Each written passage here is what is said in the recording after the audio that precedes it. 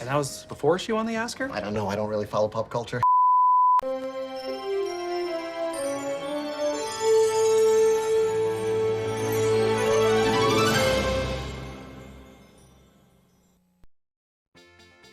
Uma aventura normalmente precisa de um vilão, ou como Campbell descreveu, um sombra.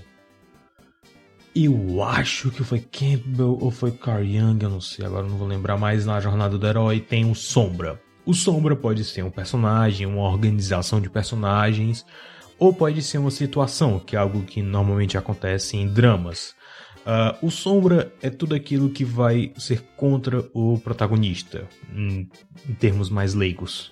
Não é exatamente um vilão, ele é só a força contrária para poder mover a história. A Disney sempre teve uma grande tradição em ter grandes vilões em suas histórias, exceto alguns gatos pingados, tipo, sei lá, filme do Ursinho Pooh, Dumbo e Bolt. Eu não lembro muito bem de Bolt, sempre que eu vejo esse filme eu esqueço imediatamente depois. Teve Irmão Urso, que também não tinha um vilão, mas eu sempre tento esquecer que existe. Eu não gosto de Irmão Urso, acho um saco. Já fiz a resenha sobre ele. Recentemente o estúdio abraçou mais a ideia de filmes sem um vilão, um personagem, ou com um vilão que se redime, tipo em Moana, Frozen 2, Raya e agora Encanto. É como se a gente tivesse reclamado muito do vilão surpresa que se tornou padrão depois de Detona Ralph. E a gente reclamou muito. E aí eles dissessem, ok, então sem vilão pra vocês. Como um pai querendo dar um castigo no filho. Raio, a gente só queria ter vilões memoráveis de novo, como nos bons e velhos tempos. Lembra? Enfim, Encanto é a nova empreitada da Disney e tentar puxar o público latino. Ou como eles pronunciam... Latinx. Do que você me chamou, gringo? E... É bom. Encanto é bom. Mas eu temo que seja um daqueles filmes que... É bom, mas o público recebe tão bem, mas tão bem, e se torna tão popular... E essa superexposição atrapalha o aproveitamento do filme depois. Mais ou menos o que aconteceu com Frozen. Raio, esse filme tá quebrando os recordes de Frozen, então é um sinal. E eles já querem transformar Encanto numa franquia, porque... É claro que sim! A história se passa na Colômbia, com a família Madrigal, que foi abençoado por um milagre quando a matriarca da família, Alma Madrigal, fugia de... soldados com o resto da população. Nunca explica os motivos deles sendo perseguidos, mas pelo menos eles não enchem o filme com explicação desnecessária. O milagre da família é uma casa mágica com vida própria, além de poderes especiais para a família poder servir a população e reconstruir a cidade, etc. Todo mundo na família Madrigal tem um dom, exceto Mirabel. Até o momento que ela começa a enxergar rachaduras na casa, que podem significar o fim da magia, e como só ela que enxerga as rachaduras, ela tomou a missão de salvar o milagre e os dons da família, ao descobrir que as rachaduras são óbvias metáforas para feridas familiares que nunca foram devidamente cicatrizadas e precisa agir como a terapeuta da família. Sim, eu vou repetir toda a piada que já fizeram sobre o filme, porque, sinceramente, eu acho que não sobrou nenhuma. Exceto a minha maneira muito especial de listar os poderes da família. Que é o que eu farei agora. Julieta, cozinha. Peppa, tempestade dos X-Men com TPM. Bruno. Dolores, tuberculosa. Camilo, shapeshifter. Guest lister. Big figure, turn around on this her. Isabela, solteira. Luísa. Mirabel, a desempregada que tem um primo concursado que ganha 10 mil por semana. Ok, eu não sei se eu posso adicionar algo a mais do que todo mundo tem comentado desse filme, mas eu vou tentar. Digo, eu tô tendo uma overdose de Encanto em todo lugar que eu vou, que chega ao ponto de ser irritante, porque eu genuinamente gostei desse filme. É um filme criticamente bom, mas eu acho que o excesso dele em rede social é um negócio que me irrita demais. Ok, lembra o fenômeno que foi Frozen? Se você for mais velho, você lembra o fenômeno que foi o Rei Leão? Lion King, the goat. Pois é, provavelmente chegue a algo próximo disso, mas só que com um público mais velho ao invés das crianças. Frozen é um filme que ainda funciona muito bem com criança. É bonitinho, é engraçado, segue a fórmula Disney que foi aprimorada pelo Rei Leão. Mas Encanto é algo que tenta conversar mais com o público mais velho. Não tem um sidekick engraçadinho, embora os trailers nos influenciem a achar que tenha. A estrutura narrativa é muito mais próximo de um musical teatral do que um filme. De fato, o filme todo foi coordenado como se fosse um teatro musical, né? Pelo menos visualmente. Eles até usaram atores e dançarinos como referência da coreografia para as cenas. Então, é visualmente muito interessante, é visualmente novo, é fresco e isso prova aquilo que Howard Ashman sempre disse, que teatro musical e animação sempre andam de mãos dadas e são realmente feitos um pro outro. O senso de humor é meio aleatório demais e é algo próximo do que se vê na internet, e até os temas são mais adultos. Ai, mas é filme pra criança. Dobre a sua língua enquanto você vai pro inferno, seu deficiente cognitivo. Encanto é um filme que trata de problemas familiares não solucionados e... eu sei lá, terapia, que é um negócio que tá muito na moda e gera engajamento em rede social, porque... é claro que sim. Encanto usa a obsessão que a matriarca da família queria que tudo seja perfeito, a ponto de os membros nunca confrontarem a velha ou nem demonstrarem fraqueza, seja física ou psicológica, focando muito também na falta de comunicação entre a família. E como uma criança que sempre foi muito ruim em matérias muito específicas no colégio durante a vida toda, eu sei o que a Maribel sente. Pera, Maribel não, é Mirabel. Maribel foi como aquele atendente do McDonald's chamou ela na hora do rush. E eu fiquei com isso na minha cabeça e eu tinha que registrar isso em algum lugar, whatever. Ato falho, acontece. Enfim, a Mirabel só queria que a sua família se orgulhasse dela. É interessante notar que ela nunca pede, durante as músicas, durante seu arco narrativo, ela nunca pede que ela mesma tenha um dom. Ela só quer ser útil para sua comunidade e não ser mais a ovelha negra da família. Todo mundo já se sentiu assim em algum momento da vida, incapaz de fazer coisa que para os outros era aparentemente fácil, tipo, sei lá, cálculos, que era a minha rocha montanha acima. O resto da família é o exato oposto, são as crianças brilhantes e perfeitas e superdotadas que precisam manter a aparência de superdotada ou vão ser ostracizadas. O filme faz um bom trabalho em comunicar essas ideias para o público mais velho, mas eu não sei o quão bem ele funciona com as crianças, pelo menos não sem alguma conversa com os pais, o que é um negócio bom na verdade. Não sei se era uma das intenções do filme, mas... ok. A história em si do filme não oferece muita... como é que eu posso dizer? Não é muito bem desenvolvida. Ela não é um filme que... não é uma história que acontece muita coisa. De novo, ele tem quase a mesma estrutura de um musical de teatro. Mas os temas são fáceis de pegar, entender e digerir, como em todo musical. Ele vai desenvolver esses temas fáceis de pegar, entender e digerir e vai dissecar eles durante as músicas. E é isso que torna o filme tão interessante. A história é meio clichê, na verdade, exceto pelo fato de uma família com superpoderes não se tornar super-heróis ou divindades tirânicas entre a população. Eles têm poderes e ajudam a comunidade. Não tem um vilão nesse filme, exceto pela própria situação. E o Bruno? Vamos falar sobre o Bruno. Alguns musicais têm uma história absurdamente simples, clichê e que são até meio quebradas em algum nível. Fantasma da Ópera, Aladdin, Frozen 2, Cats, por aí vai. Mas o que pode tornar um musical realmente bom, memorável e engolível é a música. E não só a música, mas a forma que a música conta a história. Você pode ter uma história sobre uma planta carnívora que come gente em troca de fazer um nerd conquistar a mulher dos sonhos. Mas se não tiver a paixão correta e a maneira ideal de contar essa história, você vai fracassar. Howard Ashman quis que todos vissem a história de um filme B que ele pegou aleatoriamente na TV de madrugada e vissem esse filme com o mesmo valor que ele viu. E aí ele fez a adaptação para o teatro de Pequena Loja dos Horrores. Na real, o pão com manteiga da Disney durante muitos anos sempre foi pegar um conto de fadas conhecido e dar aquele toque especial. E muitas vezes tem sido o que tem salvo o estúdio. Branca de Neve, Cinderela, Pequena Sereia, Rapunzel, só pra citar alguns de cabeça. Não seria diferente com Encanto, que é essencialmente um conto de fadas, só que original, não é baseado em nenhuma outra história.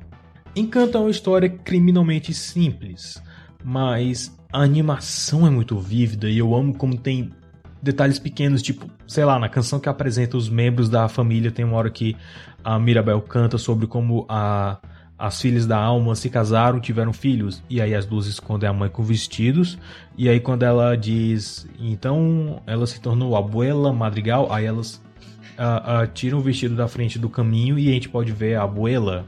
Eu não sei se eu descrevi direito essa cena, mas a cena em movimento faz muito sentido, do ponto de vista teatral. Ou como assim, durante todo o filme a abuela usa um chale preto, simbolizando que ela nunca superou o luto pela morte do marido, tantos anos atrás, que é uma das chaves da situação atual da família.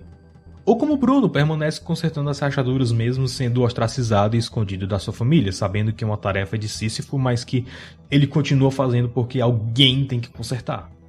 De novo, são conceitos muito simples, são conceitos muito fáceis de pegar, mas a forma como eles vão revelando, como a própria história vai acontecendo e essas peças vão se encaixando, cada uma no seu lugar, é uma coisa muito interessante, é uma coisa divertida de assistir, é engajante.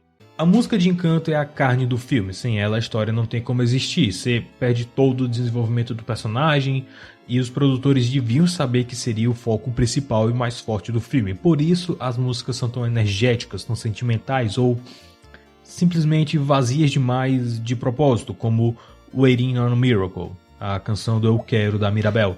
É proposital, a música inteira.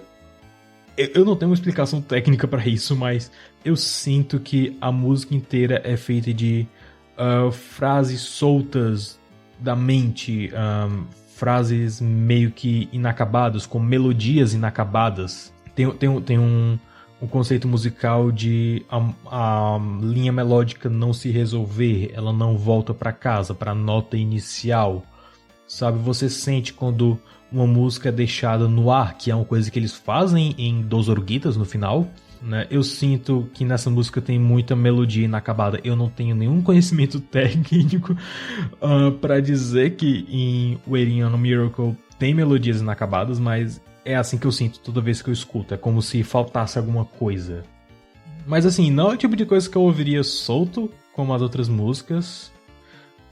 O que é o motivo, porque as outras músicas têm, sei lá, 3 bilhões de acessos, sei lá quanto tá agora. O que não funciona tão bem nessa música, pelo menos pra mim, é a Stephanie Beatriz. Sim, a Rosa de Brooklyn Nine-Nine.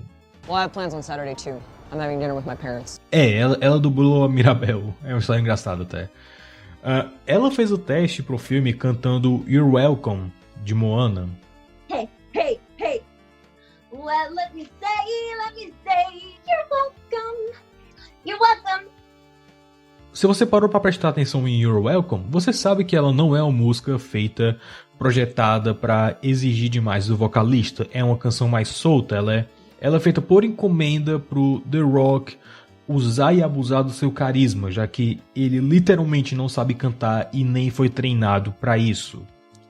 É o mesmo caso do Friend Like Me, que foi feita pensando no Robin Williams, foi escrita para ele, porque o Robin Williams também tinha um carisma monstruoso, mas ele também não sabia cantar. A diferença é que quando você transporta Friend Like Me para Broadway, que exige potência vocal, funciona perfeitamente. A versão pop de Welcome me deu uma síncope. Mas enfim, a Stephanie Beatriz não canta muito bem Waiting on a Miracle, eu não sei porquê, eu não sei se é os agudos dela, eu não sei se é algo sobre ela ter gravado durante a pandemia e o equipamento não ser bom o suficiente ou a forma como os engenheiros de som deram pra melhorar, eu não sei. Eu assisti In The Heights, que tem ela que canta, mas ela não canta o suficiente e todas as partes que ela canta é basicamente Waiting on a Miracle. São músicas que não exigem tanta potência vocal. É quase como se você estivesse falando. Mas uma coisa é certa. Ela consegue rap. Ou hip hop, eu não sei a diferença. I don't really follow pop culture. Inclusive esse rapzinho, esse hip hopzinho, né, enfim, é a marca registrada do Lin-Manuel Miranda, né? Eu jurava que ele tinha dublado o Bruno, mas não, foi o Cid da Era do Gelo. Outro exemplo de como a música realmente é o que faz esse filme é a própria We Don't Talk About Bruno. Ok, vamos falar sobre o Bruno finalmente, eu tô enrolando um pouquinho já. Howard Ashman fez alguns guidelines excelentes para fazer um bom musical, e uma das coisas era da música chegar aos poucos durante o diálogo para a música vir de maneira natural. Inclusive o exemplo que ele dá é a própria Under the Sea, na Pequena Sereia, que você começa a ouvir enquanto o Sebastião tá falando Ariel. Eu não sei fazer a voz do Sebastião, eu já mostrei isso. Mas em We Don't Talk About Bruno tem algumas notas quando o Félix entra no quarto. Aí tem outras salteadas no meio do diálogo. Mas quando a emoção da Peppa sobre o Bruno se torna forte demais, aí a música começa de verdade. De novo, aquela regrinha de musical. Quando a emoção é forte demais para palavras, o personagem canta. Quando a emoção é forte demais para cantar, ele dança. E outra coisa que eu gosto muito sobre We Don't Talk About Bruno e o sucesso que ele fez é prova disso, e eu espero que isso faça abrir os olhos de alguém na Disney.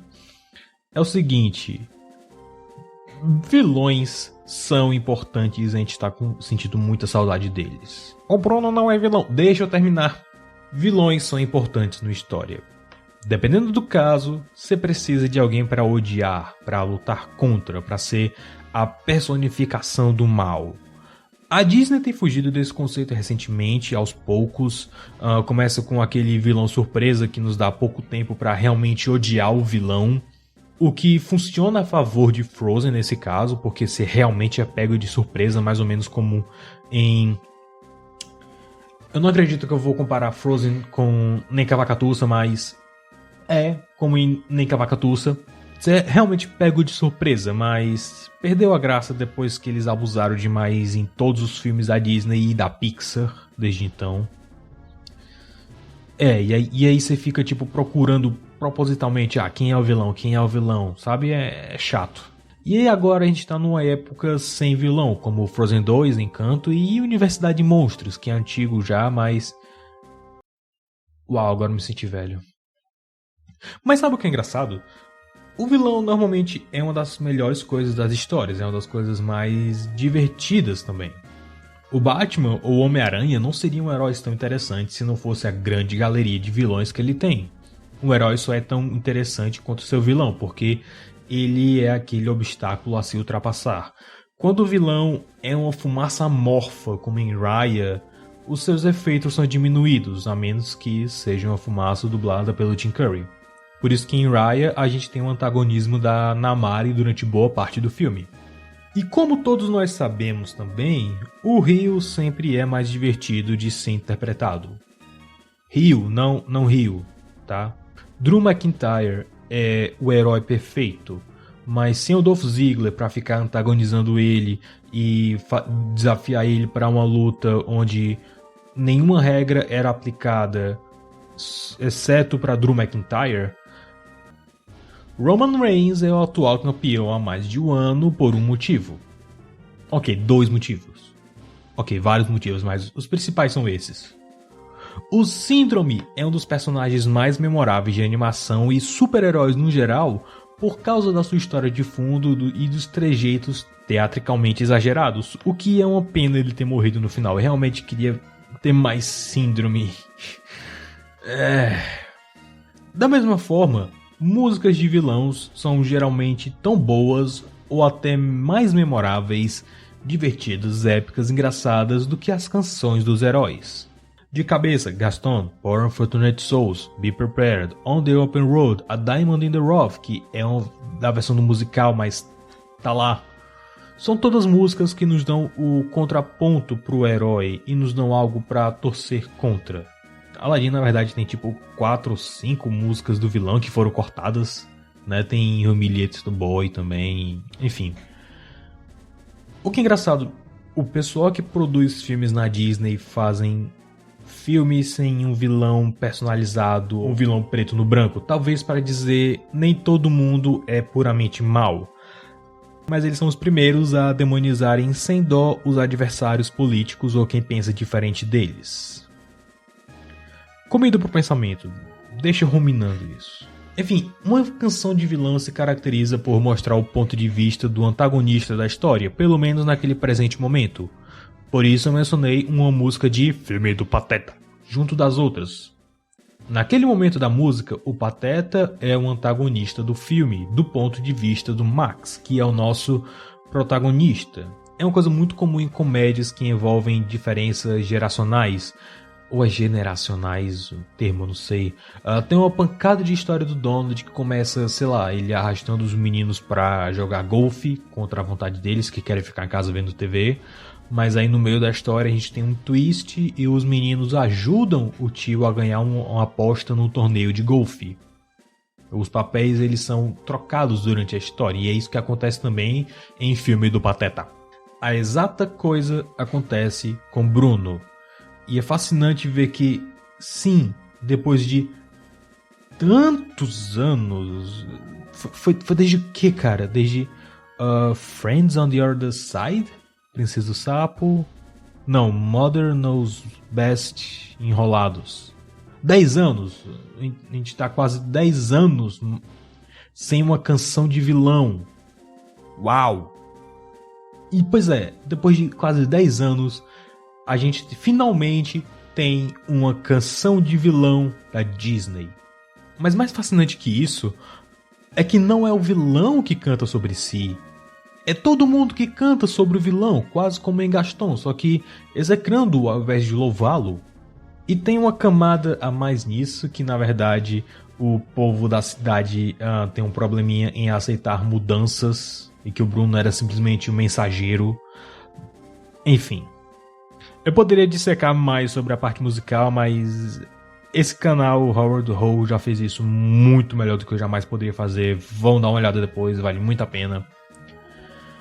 Enfim, Encanto não é um filme perfeito, mas é um filme muito divertido que tem um bom valor para você reassistir. Como a animação é muito vívida, sempre tem uma coisa diferente para você notar quando você assiste de novo, tipo, sei lá, o Bruno no trecho da Dolores, ou o membro da família no mural se ilumina quando a Mirabel canta sobre eles. Esse cara dos cactos na fila pra pegar a comida da Juliette. E como todo bom musical, há vários detalhes nas próprias letras das músicas e nas melodias que você nota melhor ouvindo ou vendo de novo, e que até se ligam a pontos não musicais do filme, que é muito mais interessante. Só 2 notas antes de eu ir embora. Eu quero deixar essa imagem aqui. E ok, isso é meio catapiolhagem, mas perguntar não ofende. Como a Alma sabia que ia ter trigêmeos antes de ter inventado o ultrassom?